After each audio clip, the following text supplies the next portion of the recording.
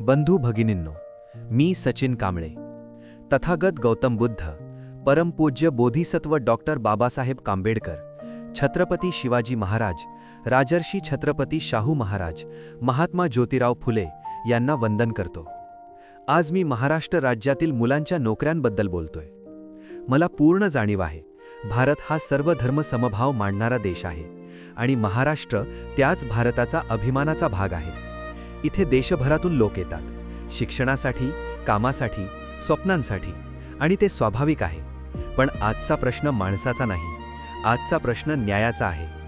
महाराष्ट्रातील शिक्षण पद्धती कठीण आहे, दर्जेदार आहे, संघर्षमय आहे.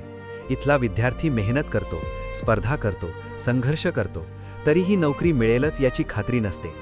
दुसरीकडे काही ठिकाणी शिक्षण सैल असतं, पदव्या सहज मिळतात आणि त्या पदव्यांच्या जोरावर तेच लोक महाराष्ट्रात येतात, नोकऱ्यांवर हक्क सांगतात. हळूहळू त्यांचे गट तयार होतात, त्यांचे नेटवर्किंग तयार होतं आणि त्याच प्रक्रियेत मराठी भूमिपुत्र मागे पडतो. हा प्रश्न द्वेषाचा नाही, हा प्रश्न परप्रांतीय विरोधाचा नाही, हा प्रश्न स्थानिक हक्कांचा आहे. कारण जेव्हा इथला तरुण शिक्षण घेऊनही बेरोजगार राहतो, तेव्हा तो निराश होतो, आणि जेव्हा निराशा वाढते तेव्हा समाज अस्थिर होतो. हे कोणालाच परवडणारं नाही. माझा प्रश्न सरळ आहे, इथल्या मुलांमध्ये कमी काय आहे? बुद्धी, मेहनत, पात्रता, की फक्त व्यवस्था त्यांच्यासोबत उभी नाही? आज गरज आहे स्थानिकांना प्राधान्य देणाऱ्या धोरणांची, रोजगार संरक्षणाच्या धोरणांची, भूमिपुत्रांसाठी संधी निर्माण करणाऱ्या योजनांची.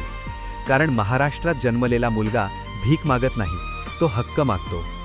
माझा प्रश्न विचारवंतांना, प्रशासनाला आणि जबाबदार अधिकाऱ्यांना आहे.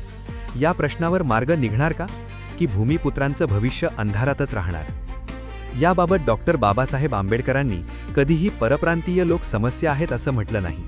त्यांनी स्थलांतराला दोष दिला नाही, त्यांनी व्यवस्थेला दोष दिला. त्यांनी असंतुलित विकासाला जबाबदार धरलं. त्यांनी आर्थिक अन्यायाला मूळ कारण मानलं. कारण त्यांचा लढा माणसांशी नव्हता, व्यवस्थेशी होता. आजही प्रश्न तोच आहे, तू कोणाच्या विरोधात उभा आहेस, माणसाच्या की अन्यायाच्या? कारण हा आवाज द्वेषासाठी नाही, न्यायासाठी आहे. तो तुमच्या मनाला लागला असेल तर लाईक करा, शेअर करा, सबस्क्राईब करा आणि या विचारांच्या प्रवासात सहभागी व्हा. शिका, संघटित व्हा, संघर्ष करा. जय भीम, जय संविधान.